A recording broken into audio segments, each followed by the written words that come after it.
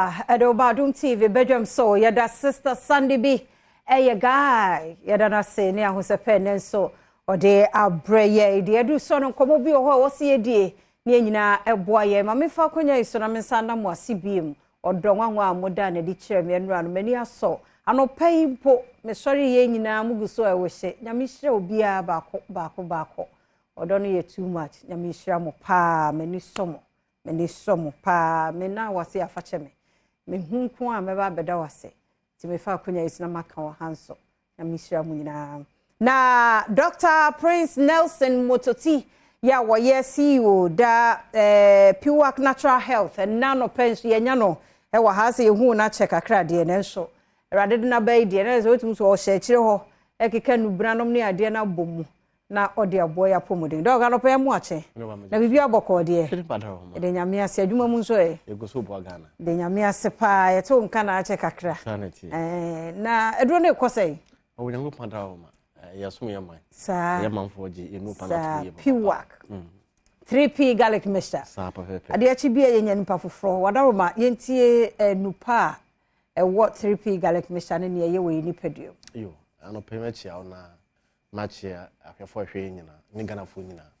na de ye ka che Ghana fo nyina no se Piwak kwan pa ye pese apomudin betimi awie pe ama ye edentina no pe hu behia se won so ogibre na wo hwe na woti no mapa ye wo na ye de boa ama Ghana ya pomudin mu nsam etimi awie pe ye na Piwak de woti ye nka pe na hu se yen ena ye nam abefo kwan so etwetwe nnanino ahodo afi nuruba mu nhaimu na ye boa ama moja mapa etimi edi onipamu afusane na yi efie ni strade na nipaduano etimi akonkan Piwak Natural Health yan bota yakese pa ne se esanse wonipa dasane bia otiase didi home enom no eye dan ya efie betimi akoni mu emo betimi aba enam so ama yare ahodo betimi aba nipaduano emu kwan papa e betimi asiesie nipadua ene se ye beboa ama moja etimi edi afusane ye ewo nipaduano se ba ne se de a ebeboa ama wonipa na ho oden a wohia no ebetimi ewie peye etimi ede amano eno so ene yenam a ene yenam abefo kwan so atwetwe nnaninu ahodo yamfa nkeja na yanoa na yede boama apomde mapa etimi ewie peye mebisa wo se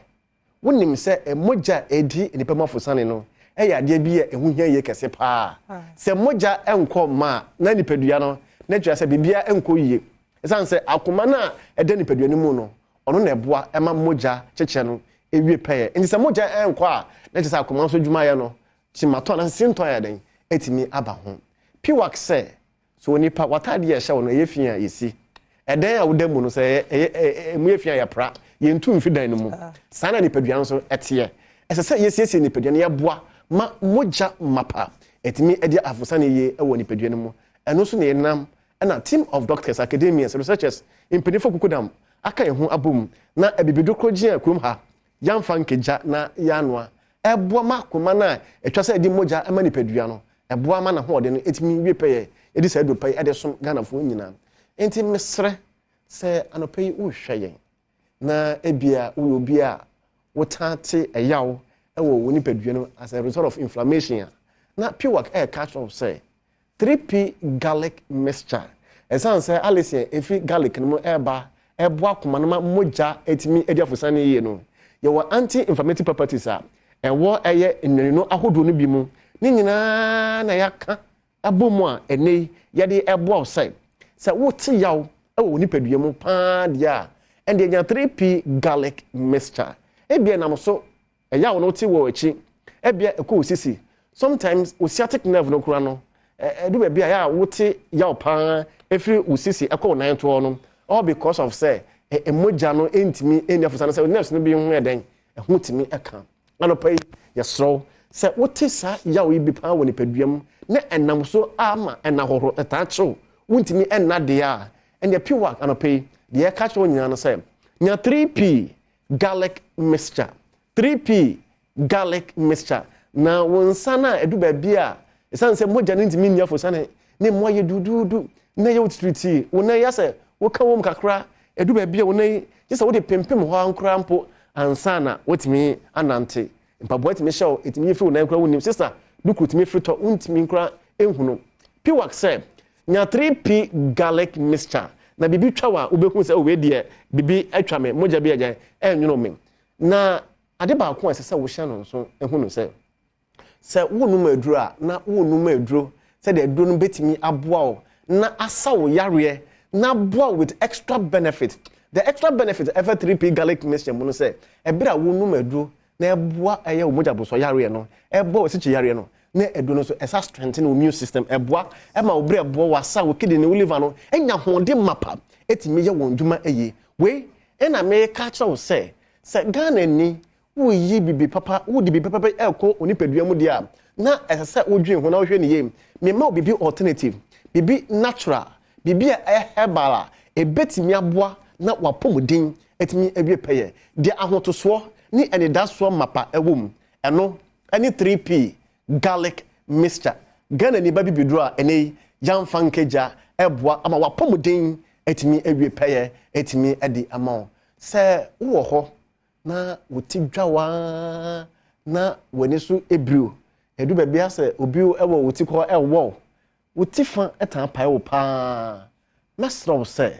wo hu sa hyenso de ya eya na wode twemeka na wakyekere wonsa ni ahwe se ede ya bia na obi pi na eden ekoso sometimes yare eba embon kaye nipa bebre ho na sebio na ede won kosa eya yemfa sa kwan pan so ye didi ye ye exercise ye no na ye hwe se ya pomudin betimi awie pay ede amayem ne ye pay ne ye boye homodin nyina no ne se ye betimi ye bibi ama ye ho ene abusua na ye betimi awie nyina ne gina ya pomudin mapa na Piwak se o ma 3p garlic mixture etimi abom wa pomudin ama obota ye no etimi awie pay e bia na wo yo babesia wo hwe na no pay 3p no ai wa do pay mu the extra benefit ebo enua ma no 3p garlic mixture Ghana forma no pay de me ka hye mo nyina na se ebia nyambinom na ne moja na ewo asini nyina ne flow fine of course clots ewo mu a onom 3p garlic mixture isane no ama ho esane because clots saya na eya of course pain mixture onom 3p garlic mixture maje eno afri dog no se me oba entina me ka kire wo no nombi na mu a pa kofa bibia for de nom 3p of course enti ahotoso ene daso wom eya na yenua ma na pomodin hu hia me ye pa because edu bebe bo so me so ya na se de bibre no in fact 3p garlic me san wa ya se yo ya enye izo of course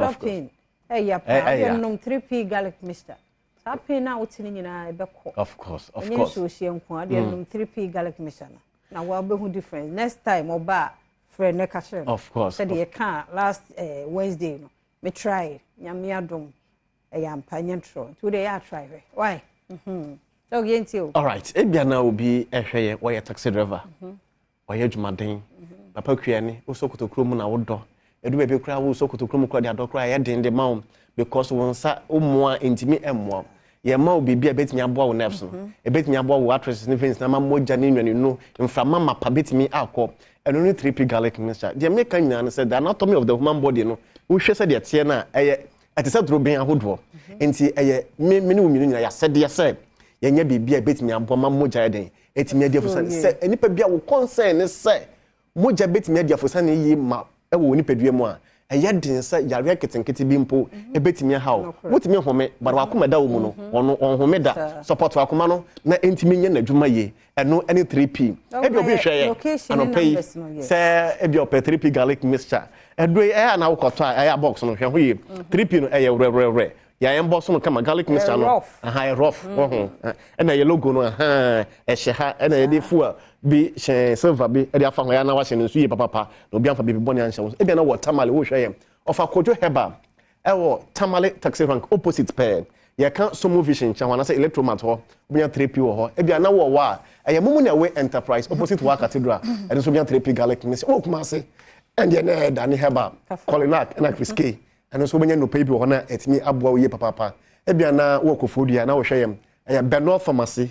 Gapsin pharmacy obi 3p and ho e Abersam e wo ho and so obi 3p wo ho e bi na wo nkran ha na ope dodo part of dia na angel heba o kanshi and so obi 3p garlic mixture e do ba ko be relax no watimi didi ye na wada asode nya hodem fufuro the next day 3p garlic mixture your numbers no 0248 928824 0248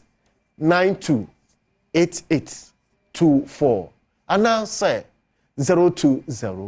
100 another 0021 020 100 another 0021 and na makokra no obi bisa say so won do bia wonum dada na obetime no 3p na and so wonum 3p 15 minutes what do bia wo bia no obetime anom so what do no so wonum say wonum no ntam a wonum 15 minutes obetime no 3p no aka ho am wapomodin etime bi pa mo nyame sure papa Dr. Nelson Mototi na yote ne nka no edwe natural nsuo nka ho eja bia nka ho nti yabinom na mo ho dene wo energy level nkosoro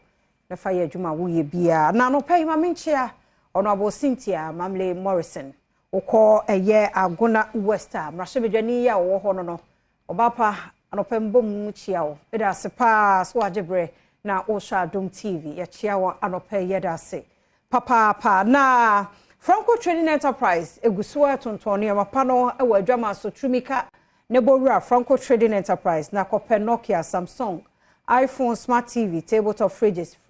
Franco air conditioner so ebi wo ho ye wo CCTV cameras so ebo adwumanti office efie school mu mponya bi bo ho ba bia nan bia no na wo hu ne ekoso ewochi ya sharon so sa Franco Trading Enterprise wo mo number eni internet ne so ne number na me de eto wani mu intimistro for a number we any obi anko business wo ba bia Nemum Franco number is 0246 422338 0246 422338 and 0555 939311 0555 now on the Franco Trading Enterprise so call Google Play Store na say call website www.francotrading.com Franco Trading Enterprise so phone papa fie any home Enkasa fabrics enkasa fabric bia wo pe bia no ubowura ho ma obenya bi fabric bia say lace say ye dear print ni bia ye fabric ye de share homa ne ye bia no enkasa fabrics one more e wo bi nkran one more any Methodist bookshop no na e hwe ni mo one shop no number C403 and out me fra wo mo na wo pedodo atu akwakoton ba bia nso a and I want to open material beyond so asha for 0243 422591 0243 422591 and 0276 709070 0276 709070 na enkasa fabrics won so waje odie e wo ho yeda se yeda mu ase pa mrani adaje amode maye yani so Meko ya kwasinsia ya krado asemidi kan hu hia se otie bi o wi a o man hina kwabna santen so atwa so medi afia amankwa tamaklo